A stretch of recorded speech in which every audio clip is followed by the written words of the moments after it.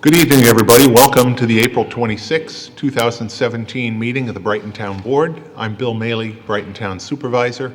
On behalf of the whole board, we're pleased to have you watching us tonight, whether you're here in the room or whether you're watching us on our cable access channel or streaming live on our YouTube channel. We always want to encourage public participation in our meetings through any of those vehicles. We try to make it a little easier if you're here in the room. The full agenda that we'll be working with tonight is on the table in the rear, along with all of the supporting documents. And if you're watching us remotely, streaming, or on our cable channel, you can go to the town's webpage, townofbrighton.org, and download all of those same documents from the webpage and follow along. In a moment, we'll be going to our open forum portion of the meeting, which, as we do every meeting, is the opportunity for the public to ask questions of us, whether it's related to anything on the agenda or anything else. Let's get started with our pledge to the flag. I'm going to ask Councilman Vogel to lead us. Pledge allegiance to the flag of the United States of America and to the republic for which it stands, one nation, under God, indivisible, with liberty and justice for all.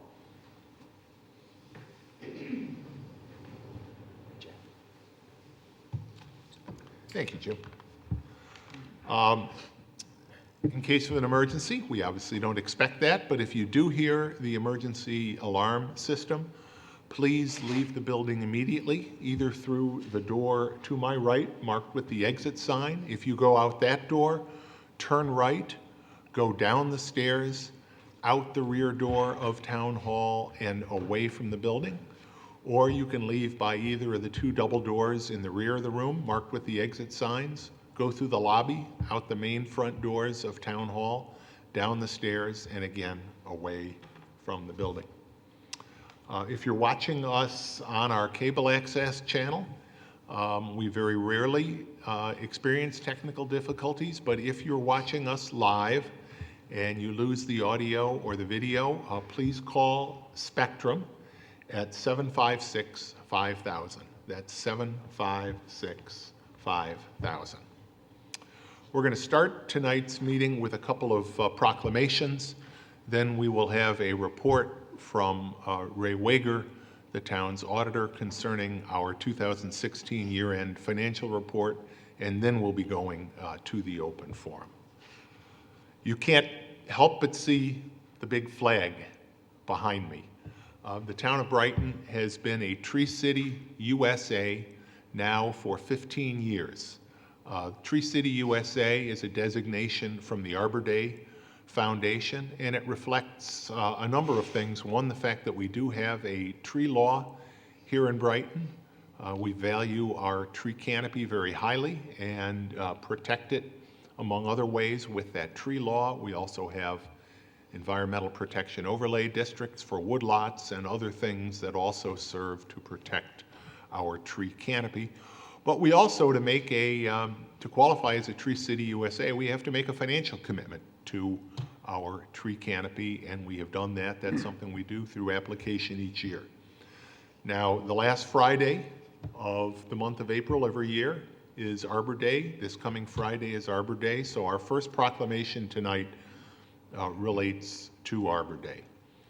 Whereas the last Friday in April has been officially designated each year as Arbor Day in the state of New York, and whereas the residents of the town of Brighton realize that trees are a gift and one of this community's most precious natural resources, whereas the town of Brighton is proud to be designated as a Tree City USA by the Arbor Day Foundation, and 2017 marks our 15th consecutive year of achieving annual certification as we continue with our pledge and commitment to upholding the standards of this honored distinction. Whereas trees grace the landscape of our town with quiet dignity and beauty, adding a unique charm and natural diversity to our many neighborhoods through each season of the year. And whereas while we all enjoy the gift of trees, we're also all responsible for their protection against misuse, disease, natural predators, and for the careful and proper planning for their regrowth and in some cases harvest. And whereas it has been said that a person should put back into the world at least as much as he takes out of it for the benefit of future generations.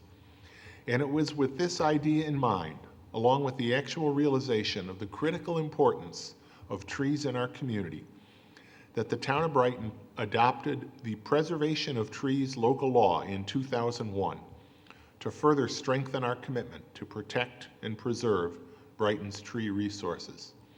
Now, therefore, I, William W. Maley, Supervisor of the Town of Brighton, and members of the Brighton Town Board, do hereby celebrate the observance of Arbor Day on Friday, April 28, 2017, as a day that uniquely symbolizes the truth that the earth belongs to every generation, and not just ours, and ask Brighton residents to reflect on the beauty and importance of trees in our lives, and to continue to support the protection and preservation of this most precious community asset throughout the year.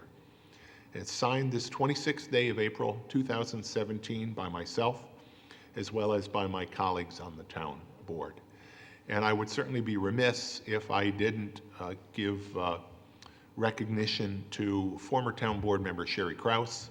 Sherry, when she was on the board, was a passionate advocate for our trees, continues to be a passionate advocate for our trees, and was crucial to the adoption of that Preservation of Trees local law that I reference here. So Sherry, if you're watching, thank you very much for all that you did to make that law possible.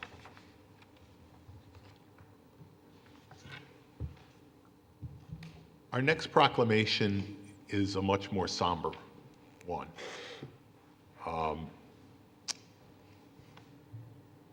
This past week, and particularly from Sunday evening through Monday, Yom HaShoah, the days of remembrance, were honored. In a number of ways in the Brighton community, there was a very powerful and moving gathering of, I would say, about 800 people at the JCC Sunday afternoon.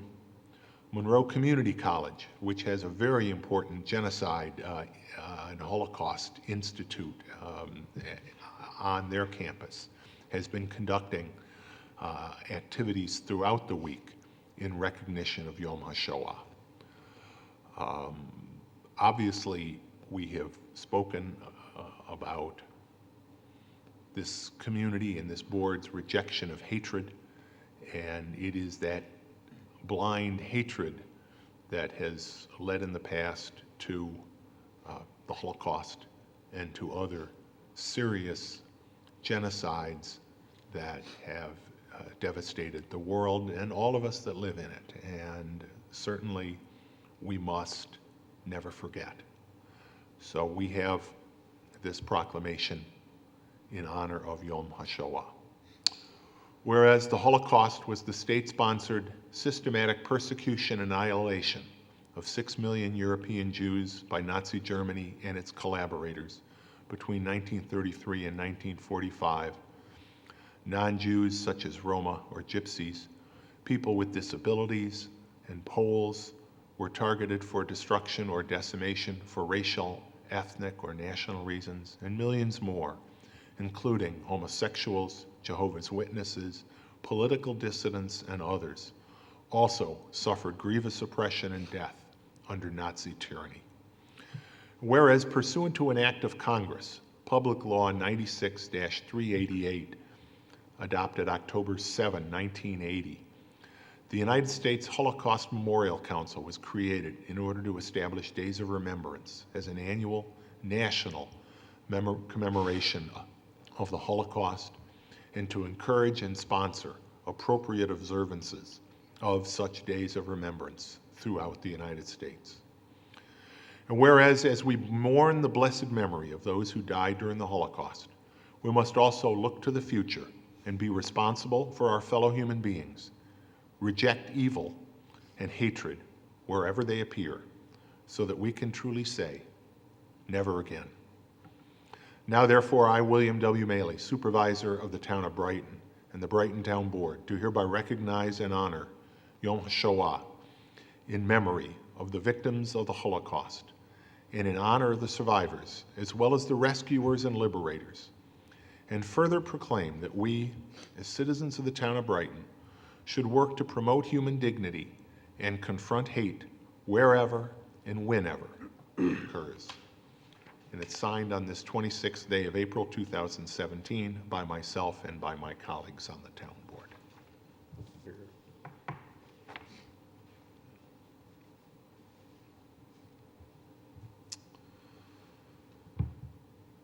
The third item we have before we get to the open forum, as I mentioned earlier, is the presentation of our 2016 year-end financial report for the town of Brighton, presented by Ray Wager. Ray, please, if you would, come up to the microphone and the podium, and the floor is yours. All right, thank you very much. I appreciate the opportunity to be here tonight. And I'm just going to spend a couple of minutes going over very generally that the 2016 audit procedures are all complete. What you have in front of you are several documents, and the large one, which is 67 pages long, that is your official financial audit, which gets sent to Albany, gets sent to your banks, gets sent to your brokerage houses when you're borrowing money. That's your official financial statements. In addition to that, we've completed some other things that you also have tonight. We have a short report on your town clerk, receiver of taxes, that we do some additional procedures. We also look at some transactions in your courts, your justice courts, so you have a small report on that. You also have a management letter, which when we go through our audit procedures, we look for your internal controls, your checks and balances, and when we find something that we feel you might be able to improve, we'll make a recommendation in our management letter. And you also have a report that has other procedures, and that includes some extended procedures in areas like payroll, disbursements, in the police area, some additional procedures that would not necessarily be required under just your basic audit procedures. So we've done extended procedures. In addition to that, we have a summary, which I call the executive financial summary of your financial position, which is about 13 pages long, and it summarizes your different funds and accounts and your budgets, which we used a week ago with you folks on the Finance Committee reviewing your financial position. And what it does is it identifies all of the different funds. You have many, many funds. Obviously, your main fund, your general fund, your operating fund is there, but it gives at least a brief overview on your financial position. And I'd like to say that your financial position continues to be very good. When you look at that report, you will see your main operating funds improved a little bit. So your equities, your reserves actually are a little higher generally in almost all of your funds this year as of 2016 than they were in 2015. So you continue on a very good path as far as your budgeting procedures, as far as your fund balance, which is in accordance with you have a board policy to maintain a certain fund balance for emergencies, for cash flow, for et cetera, and you maintain that, and you do a very good job on your budgeting. So if you get a chance to look at that executive summary again, in fact, I've enhanced it a little bit. There's 3 more pages I've added to it, to try to explain a couple reports in the audit report, which are like corporate financial statements, and it throws all of your assets and liabilities together to come up with your financial position. So hopefully the additional 3 reports statements that I've included will help understand that. But generally, what's the most important thing is your funds, your fund balance, and your reserves. And again, 2016 was a very good year. You maintained all of your major funds at either a break even or a small increase. Okay? So, is there anything that you would like to talk about? The other reports, you'll see the procedures which we completed. And any findings that we come up with when we do these procedures, we will include that in each report. And I can tell you we found no material deficiencies in any of your procedures, nothing that would alarm an auditor. We only have a couple very small recommendations for improvements in your procedures, which again is very positive. So, any questions on either the numbers or the process or the reports? We did have a good opportunity to discuss these reports with Ray during our Finance Committee meeting last week. But does anybody have any questions from the board on the financials? Nothing further. Ray was very thorough. We went through each in detail, and it's good to get a positive report. Ray, appreciate your work. Okay, thank you. And I can tell you that the in-depth discussion we had was a lot farther in-depth than I have in most meetings. We talked about a lot of things in detail, which is what should happen. And it was very positive. I love to have a discussion like that. And it was very, very well done. Well, it's probably the most important part of the job that we do. Everything flows from our ability to maintain the financial condition of the town.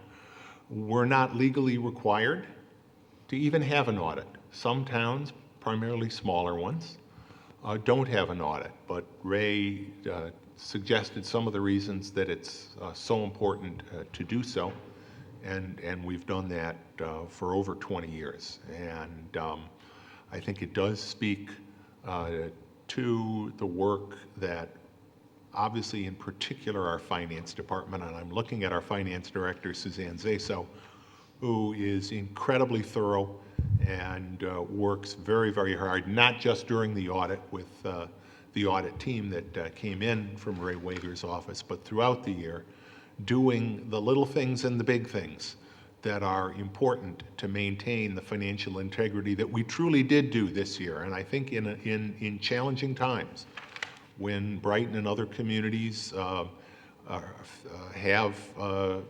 feel the impact of the tax cap, feel the impact of some of the other structural conditions in the economy, the fact that we not only maintained our very strong position, but did enhance it, is indicative, I think, of the great work that you and all of the rest of our department heads and staff at the town. So I want to thank you, Suzanne. I want to thank you, Ray, and your whole team. If there are no further questions, we appreciate your coming in. These financial records are public, and they will be up on our website shortly. Thank you, Ray. Excellent. Truly my Thank pleasure. you. Thank you very much.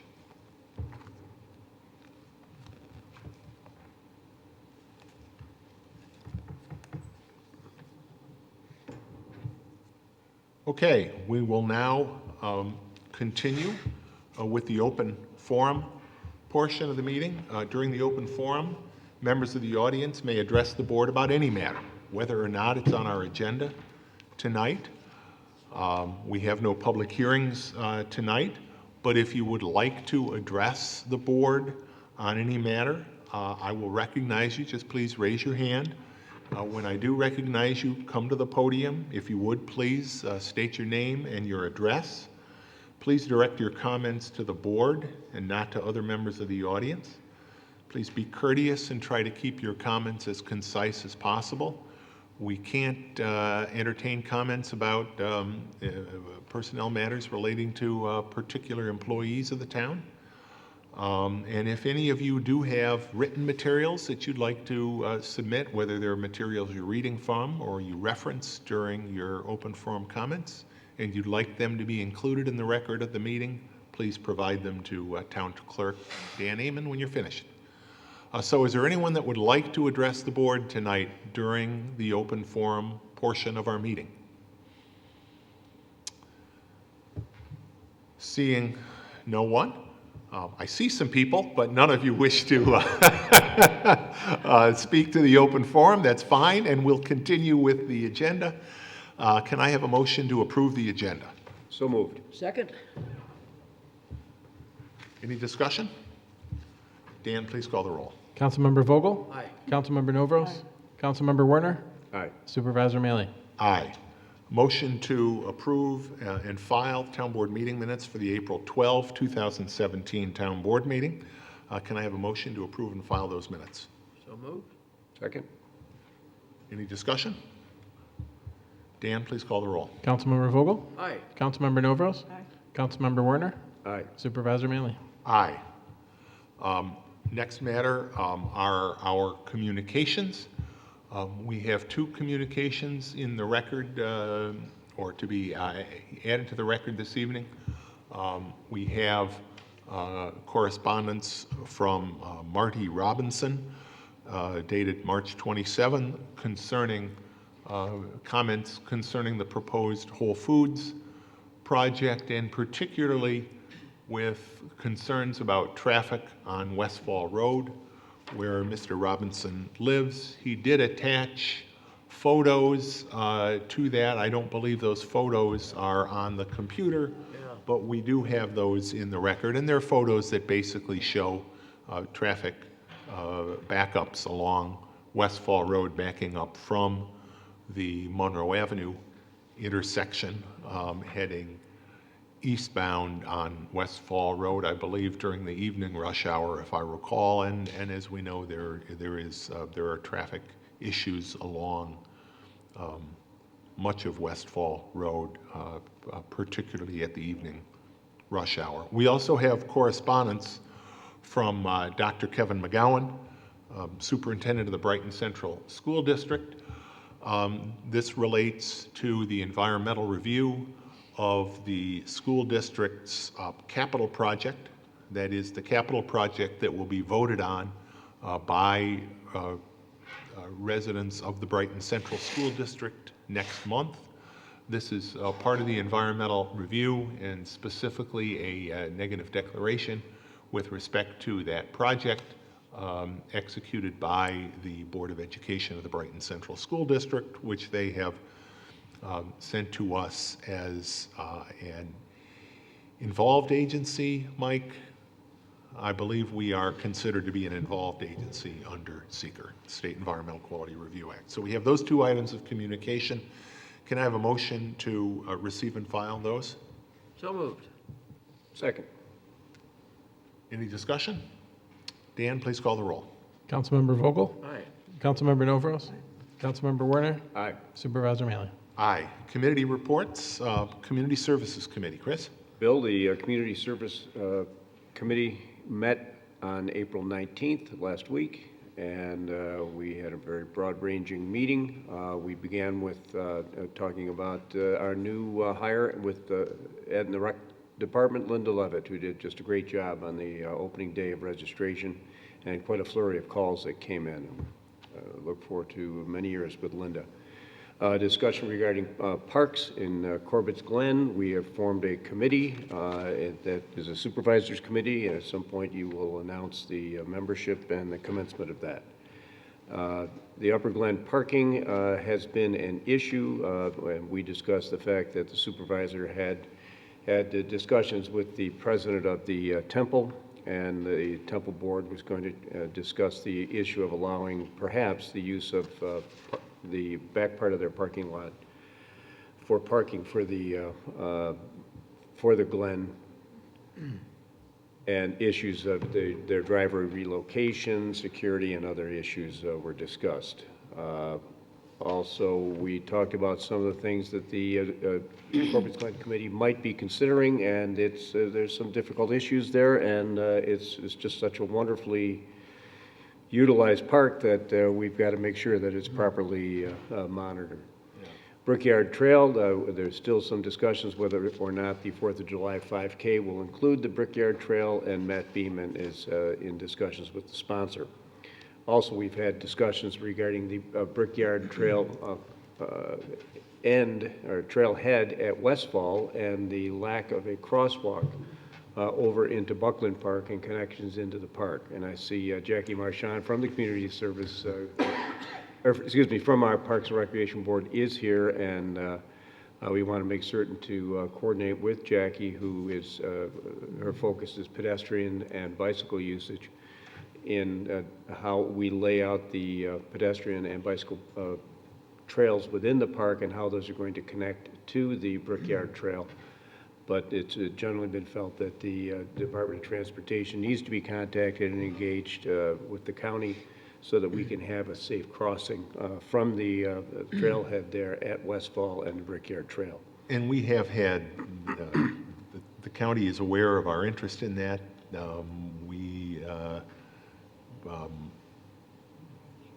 They're willing to consider signals away from traditional crosswalks away from traditional intersections if there are trail connections. Obviously, there's the trail to the north, and I think it certainly seems to be the consensus of all concerned that crosswalk is important. So we will be working with them to make that a reality once we make the needed improvements on the south side.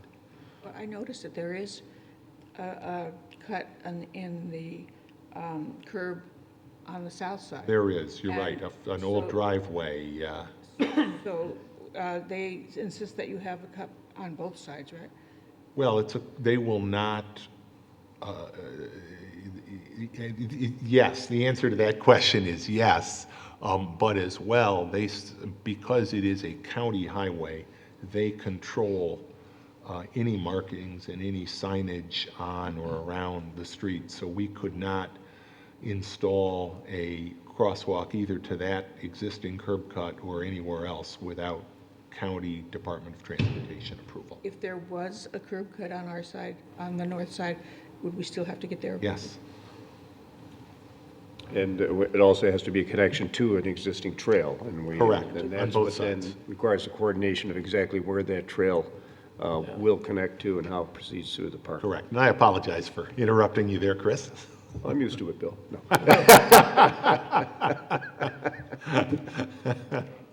Touche. Thank you, though. Baseball contracts, there was a review with Matt Beeman and the Brighton baseball folks about how that contract works and the concession stand. Also, baseball opening day is May 6th, coming up very quickly at 11 o'clock, and that's obviously one of the best events of the year with the parade, the world's shortest parade from the town hall to the middle school, typically. Drug take-back is April 29th. That's this Saturday. Louise, our times again for that? 10 to 2 10 to 2 here at Town Hall. here at Town Hall. So please, if you have any unused drugs, break those in.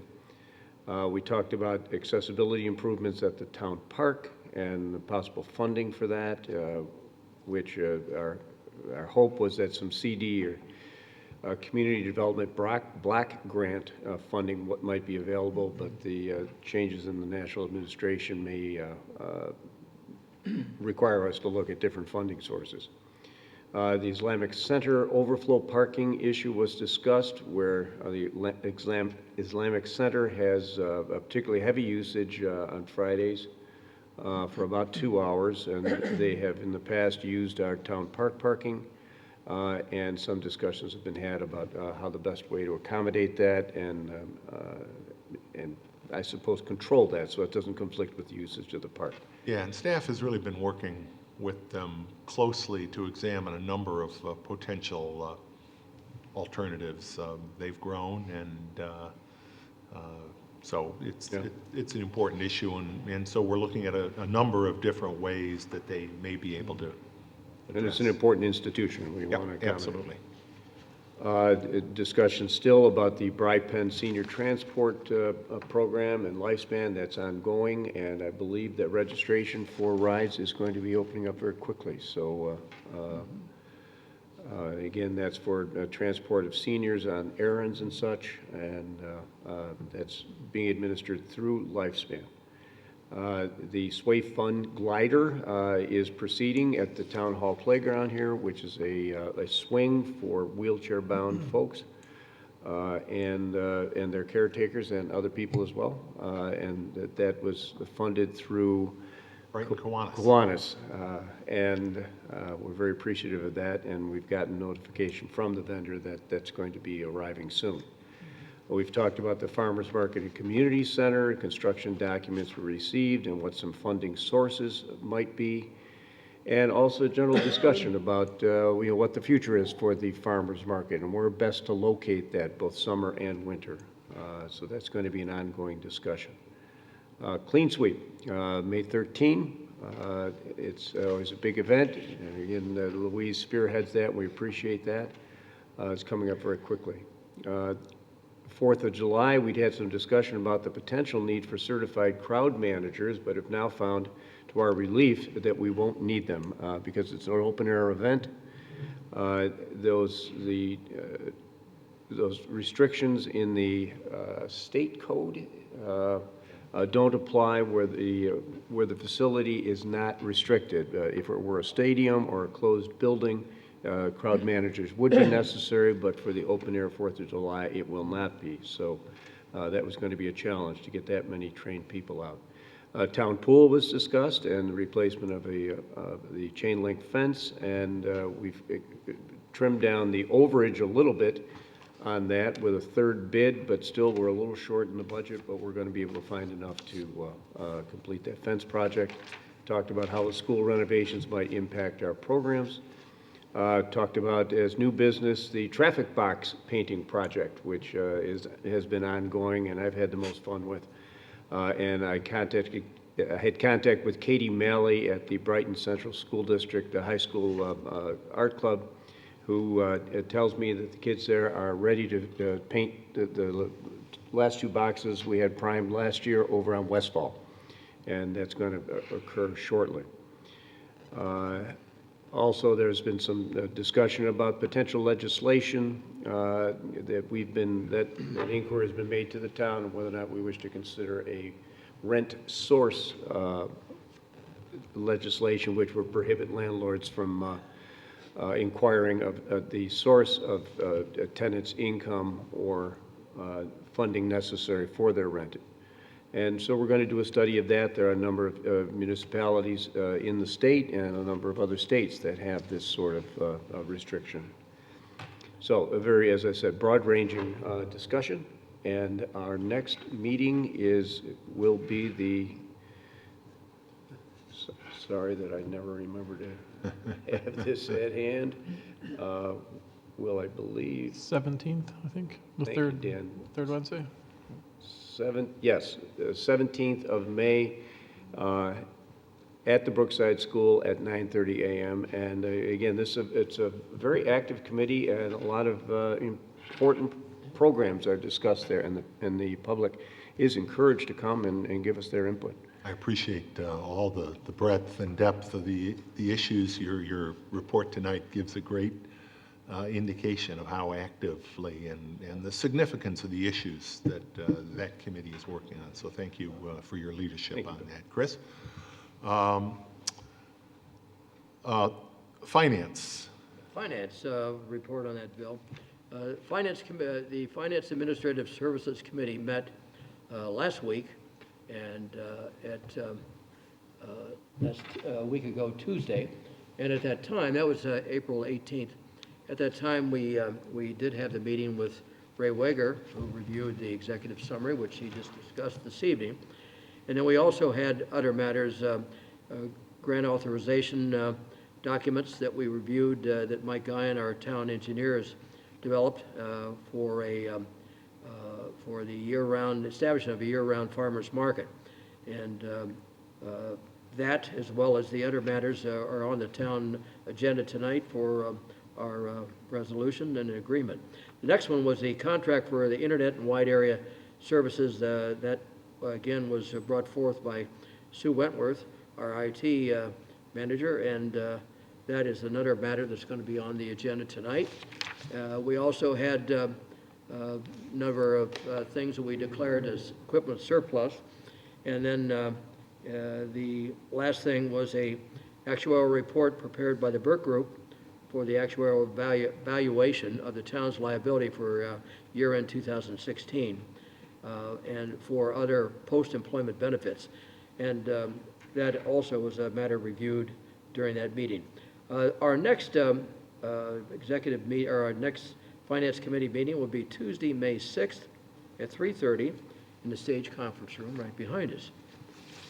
Thank you, Jim. Yeah. Public Safety Committee, Louise? Public Safety has not met since the last town board meeting. The next meeting will be on May 9th at 8 o'clock in the morning in the downstairs meeting room. Public is invited.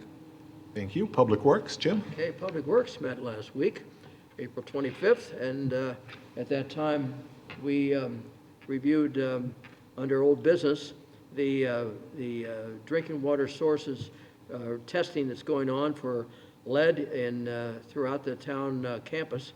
And 3 of the sources were going to require additional testing, so we've yet to get the final results of that inspection. Under new business, the Jewish Senior Life was seeking a permit to fill a portion of their property. The latest wetlands delineation indicates that their wetlands are expanding and further limiting the use of the Senior Life property. So the discussion we had to do with the existing landfill that will help when applied to this wetlands, will help halt the expansion of the wetlands, which will be sorely needed. Under Monroe County Water Authority, they're going to be cleaning and painting the West Brighton water tank, and a pre-construction meeting on that's going to be held on May 9th. And I have no other matters at this time under Public Works, and our next scheduled meeting will be Tuesday, June 6th at 9 a.m. in the lower level community meeting room. Thanks, Jim. Just a couple of other things I would note from that meeting. One is that we did have a discussion with Sherry Kraus about some concerns she has with the interaction of our solar law and our tree protection law. And it was a good discussion. And we're going to be, taking a look at the material Sherry shared with us and deciding whether there are any changes appropriate to our law. The other thing I just want to mention relating to the Jewish Senior Life project is really we are looking at it, at least in part, to determine whether any action is needed under SEQR, under the State Environmental Quality Review Act, as they, obviously, there was a full SEQR review done of the Jewish Senior Life property, actually I think more than one, as they have built out the campus there over time. And one of the things we need to make sure is what, if anything, additionally needs to be done at this point in time to ensure compliance with SEQR as they consider moving forward. So I just wanted to Jim, clarify that. next meeting is May 6th, not June. You said June 6th. We just had the, We moved So it you're up not a going to day. have one in May? oh, excuse me, that was Finance Committee. You're right. Yes, thank you. May, yeah, thanks, Louise. Thanks for, Yeah. Finance is May 2nd. Finance. May meeting, 2nd, Oh, Yeah, May 2nd. May 2nd, Just and a Friday. Public Works is May 6th. May 6th. May No, 6th. June, are we gonna have a May meeting? The May meeting was early. Because we Yeah. pushed the Yeah. May. Oh, that's right, yeah, we April moved the meeting 26th up, was so the the next May meeting is June. Yes, this really was the May Yeah. meeting that was moved up Oh, okay. from next week. Yes, thank you. Can I do that Yep, too? yep. Thank you. Okay, we have no items of old business. Jim, reading and approval of the claims. All right. Significant total number of claims that come forth is a total of $643,729.80. And that includes the following notable claims. One under Gar Associates, the preliminary appraisal report, Country Inn and Suites, for $3,000. Another one was for a new ambulance, Gorman Enterprise, and that was for $97,600. And the third item was Scanex Pipe Services, and that's a cure-in-place piping. In other words, sewer liners for Doncaster Road and Southland Drive over in West Brighton, totaling $48,220. Those are all the items of significance, and all of that is, I move with approval of these claims. Can I just confirm, Jim, that you did review the I did, claims every this one of afternoon them. before the meeting? Thank you very much. I knew that, but I wanted to get that into the record. Yes. So you have moved reading and approval of the claims. Can I have a second on that? Second. Any further discussion? Dan, please. I'm sorry, I I'm was just sorry. going to point out the one claim for the sewer work, the CDBG funding is going to cover that. Correct. Yeah, good. Thanks, Suzanne. Motion and a second. Dan, please call the roll. Councilmember Vogel? Aye. Councilmember Novros? Councilmember Werner? Aye. Supervisor Manley? Aye. Chris? Next item on the agenda is to authorize the supervisor to execute a customer service order and agreement with Spectrum Time Warner Cable Business Class to provide town internet and wide area network, or WAN, services to the town. I move that we adopt the resolution before us as prepared by the attorney for the town. Second. This was a matter discussed at length by Sue Wentworth at the FAST meeting. And looks like it's a great service, a little different configuration, but yet we'll save some money. It's a much more robust configuration, not surprisingly, given the march of technology, and significantly cheaper, again, given the march of technology and prices coming down. So, yes, I think it's a more rational setup, but it's certainly a stronger setup, and it'll save us a little bit of money.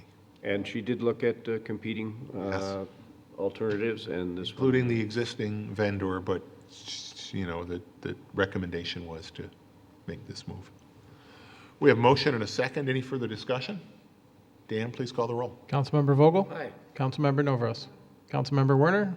Aye. Supervisor Manley? Aye. Jim?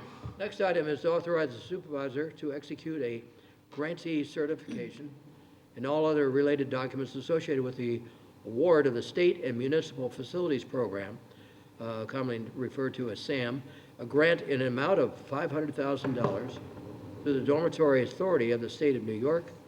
I moved on the resolution as prepared by the attorney to the town. Second. This relates, this is finishing up documentation on a grant that was previously announced relating to our farmers market project. I'm very pleased to say that we will begin. We've received final architectural drawings. We do expect to begin work out on the farm complex out on Westfall Road. Construction on the existing cinder block barn building that's located there will be beginning later this construction season, and we're very excited about the prospects for developing a new home initially for the winter farmers market, as well as some other activities out at that site, close in proximity to our existing community garden, the Buckland House, again, all tying into our agrarian history, but providing a new home for the farmers market, but also a facility that can be used for other activities. Supervisor, just one matter on this. So the requirements of the grant program require that grantee certification be executed not only by you, but also by a second town official. The resolution does provide for another individual to be designated by you. Typically, that would be the Commissioner of Public Works, but because he's out on sick leave, it may need to be somebody else in the Department of Public Works. So just bring that to your attention, and maybe I'm you going can to designate. suggest I'll probably designate the town engineer, That would make sense. and we will do that. Good. We have a motion and a second. Any further discussion? Dan, please call the roll. Councilmember Vogel? Aye. Councilmember Novros? Aye. Councilmember Werner? Aye. Supervisor Manley? Aye. Louise?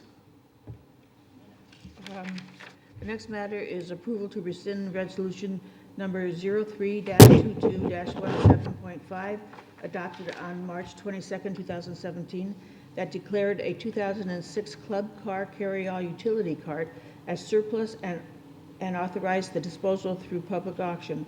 I move on the resolution as prepared by the attorney to the town. Second. We had an opportunity to further consider some continued internal use, and it turns out that this club car that we anticipated we were going to sell would actually be very useful here on the town hall campus. It's been used in our Parks Department, and our facilities maintenance coordinator, Gary, really identified it as very useful for his work.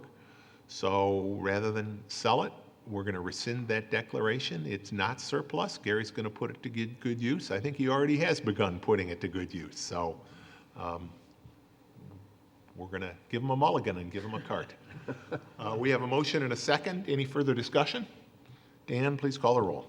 Councilmember Vogel? Aye. Councilmember Novros? Aye. Councilmember Werner? Aye. Supervisor Manley? Aye. Jim? Last one is to approve declaration of a 2007 Vector flusher truck as surplus with authorization to dispose of the same through its sale at the Village of East Rochester. I move in the resolution as prepared by the attorney to the town. Second. We have been using this Vector flusher truck, which is it is really the biggest piece of sewer or public works equipment that we own.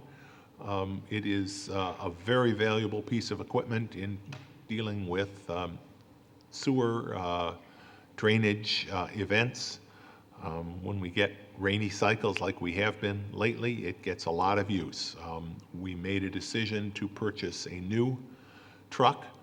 We actually purchased this truck used 9 years ago, and now it's going to go to the Village of East Rochester. They're buying this one from us. We have already put our new flusher truck into service, so this will bring in some revenue. We did go through a process determining what it might be sold for at auction, and what its trade-in value would have been had we traded it in for the new Vector, and the price that we have is a good one.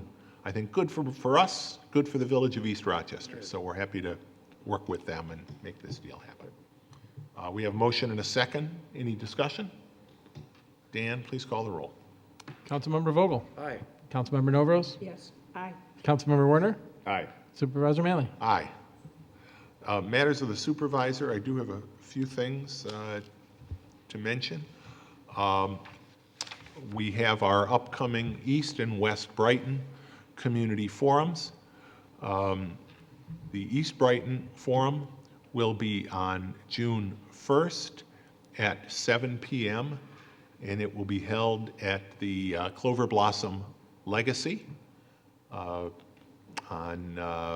Clover Street, just south of Blossom Road. The West Brighton Forum will be held on May 16th at 7:30 p.m., just a slight change in time, 7:30 p.m. at the Entertainment Center in Rustic Village. So we look forward to our friends from East and West Brighton to join us at those. That's an opportunity. Our department heads will be there. If you've got questions for the police chief, our public works department, if you want to learn more about Ray Wager's finance report, we give you the opportunity to talk with our senior staff, with all of us on the board and the town clerk. So those are great opportunities either for one-on-one or some group level discussion. Could you repeat both? Sure, absolutely. June, I'll do it chronologically. Our West Brighton event is May 16th at 7:30 p.m. at the Rustic Village Entertainment Center. And the East Brighton Forum is June 1st at 7 p.m. at the Legacy at Clover Blossom. Just a couple of, I want to remind everybody of a special town workshop board meeting that will be on May 2nd at 6:30 next week. That will be an opportunity for the board to review and view a synchro simulation of traffic at the vicinity of the proposed Whole Foods store. I believe there will also be drone video that the applicant has been taking. That workshop session is not a public hearing, so it will not be an opportunity for the public to comment on the project, but it will be, this is a workshop session that is open to the public. We welcome public participation. It will be here, and if needs be, we will have an overflow room downstairs if there are that many people that want to view the simulation. 6:30, right here. And that's, again, those are materials prepared and developed by the applicant and their traffic consultant. There will be a public hearing on the supplemental draft environmental impact statement, which is the latest submission by the applicant, by the Daniele family, for their proposed Whole Foods Plaza. That public hearing will be at our May 10th town board meeting, our next public hearing, our next town board meeting at 7 p.m. So certainly, you know, questions or comments that viewing the simulation, the synchro simulation at next week's workshop, bring those to the public hearing. I would also note that that synchro simulation workshop will be live streamed live on our YouTube channel, so you can watch it from the comfort of wherever you watch the internet.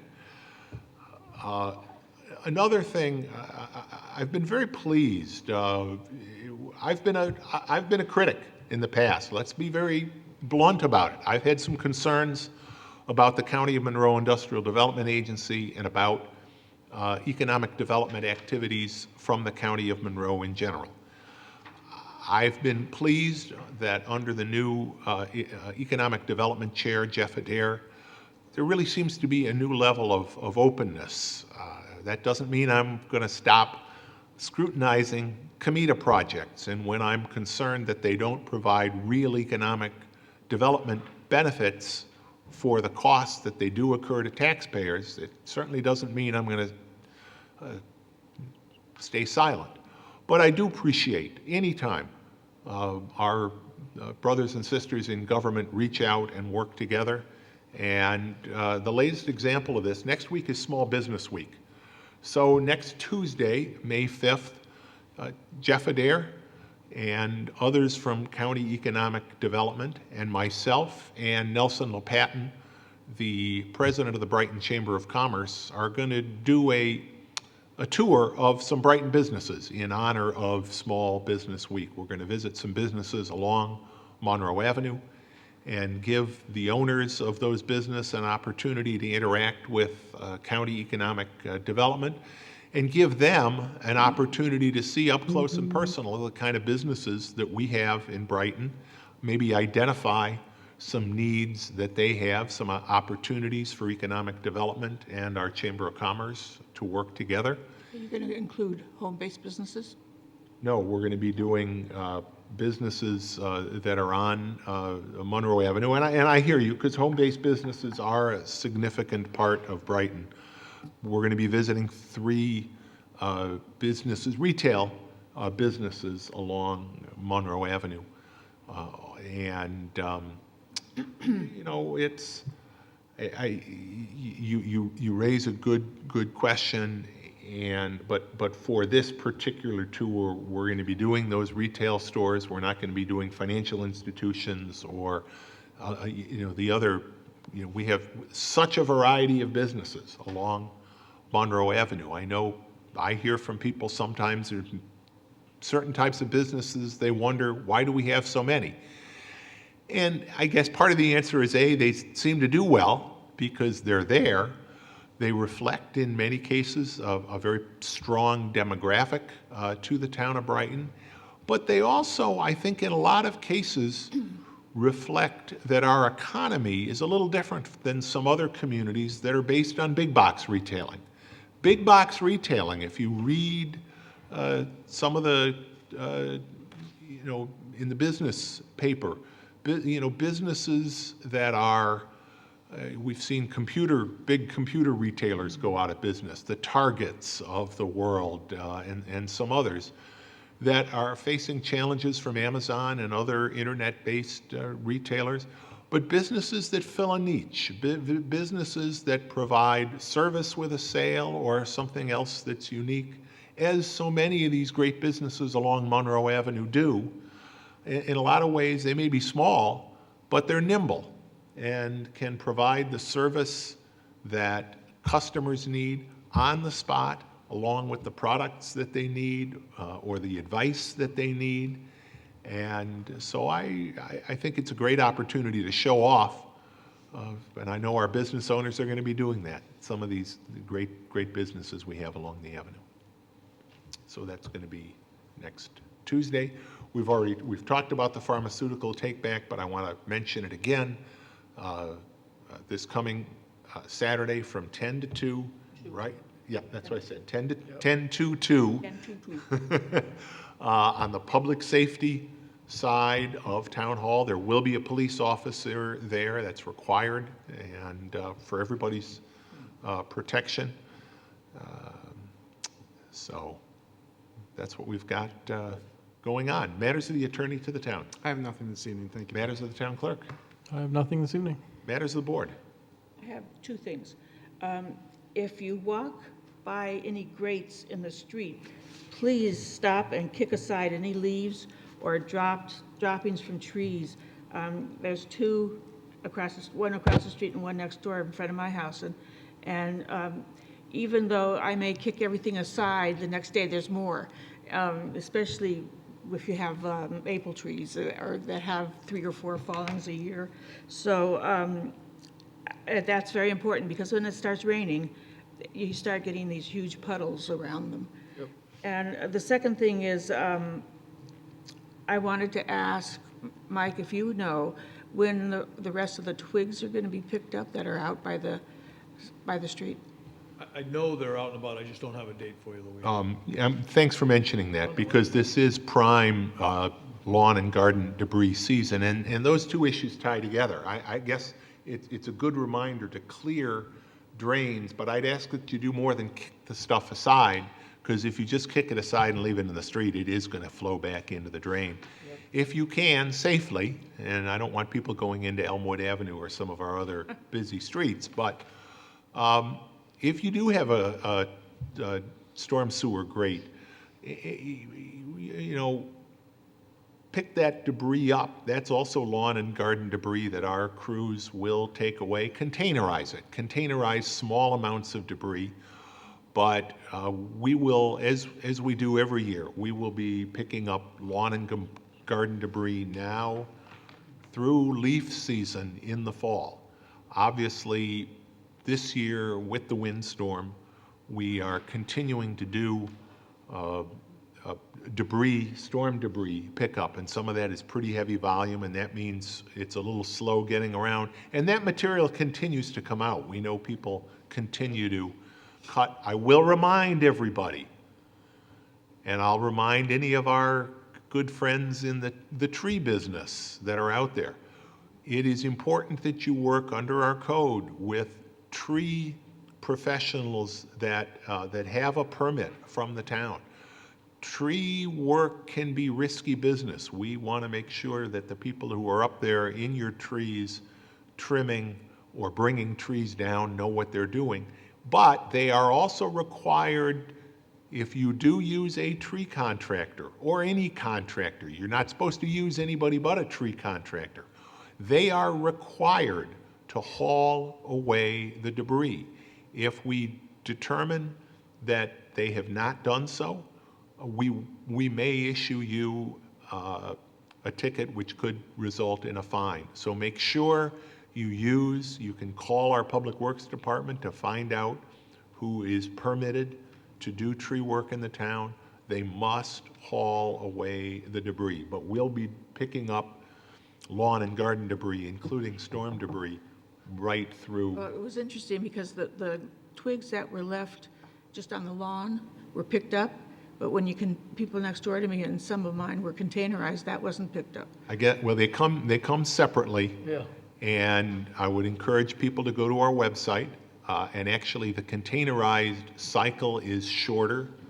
Obviously, sometimes depending on when you put them out, the bulk truck may come through sooner. But I encourage, as always, for a number of reasons, that you containerize small quantities. It's neater. It's less likely to get into the drains. It should get picked up more quickly. But for large quantities, yes, we do have our bulk pickup. Do not, please, do not put bulk lawn and garden material, storm debris, or when we get into the fall, leaves in the street. They must be put on the lawn. It is a violation of law to put them in the street.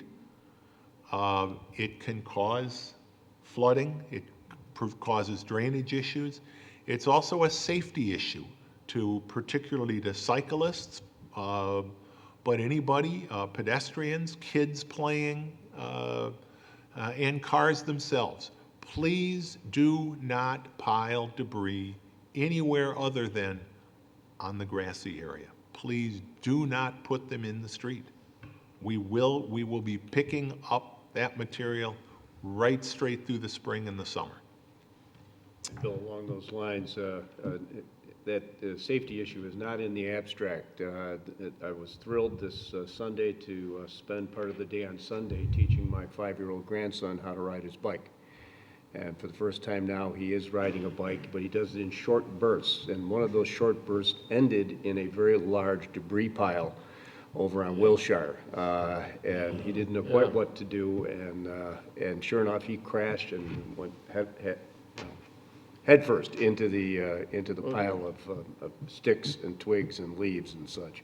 It was kind of comical, but at the same time, it became almost impossible on that street because of piles on both sides for him to find his way down the street, as wobbly as he is. So it really is a menace. So Absolutely. One last thing I meant to mention before.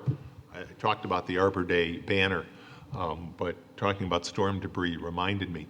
I will be marking Arbor Day this year, as we do every year, and as part of our Tree City USA program, we do show that we have a tree planting program, and as we talk with people every time we take down a street tree that we find is unsafe pursuant to the procedures in our tree law, we do tell them that we're going to replant, and we're going to be starting that replanting for the spring soon. But we're also going to begin doing some replanting of trees that were lost during the storm. And so this Arbor Day, I am going to be planting, actually, our highway crews are going to be doing the heavy lifting. But we will be planting a tree to replace one of the trees that did come down during the storm, and we'll be working with other folks to do that. Obviously, these trees will be the trees we plant are going to be a lot smaller than the trees that came down in the storm. They are of varieties that are well suited to be street trees. They last well. They're not silver maples, which we lost, as we always do, a number of during the windstorm. So we're going to be doing that replanting, as we said earlier. That tree canopy is really important, and we're committed, whether trees come down because of disease or age, or whether it's because of storms, we're going to maintain that canopy and put them back up. And by the way, we've talked about this before as well, but Arbor Day is a great time to mention it. Along town streets, we have treated our ash trees. Brighton has many, many ash trees. We have treated hundreds and hundreds of ash trees along town highways and along, in particular, our Brickyard Trail, where there are many of them. And that's an investment in our tree canopy. But what we also found many years ago when we first learned about the emerald ash borer is that it would cost us close to the same amount to take those trees down, which would be necessary, the street trees, as they die, than it would be to treat them. So we're going to continue to treat them, and we expect close to 100% protection when we treat ash trees, and we expect to lose nearly 100% of the ash trees that aren't treated.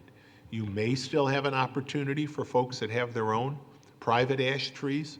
Talk to a tree professional that is a licensed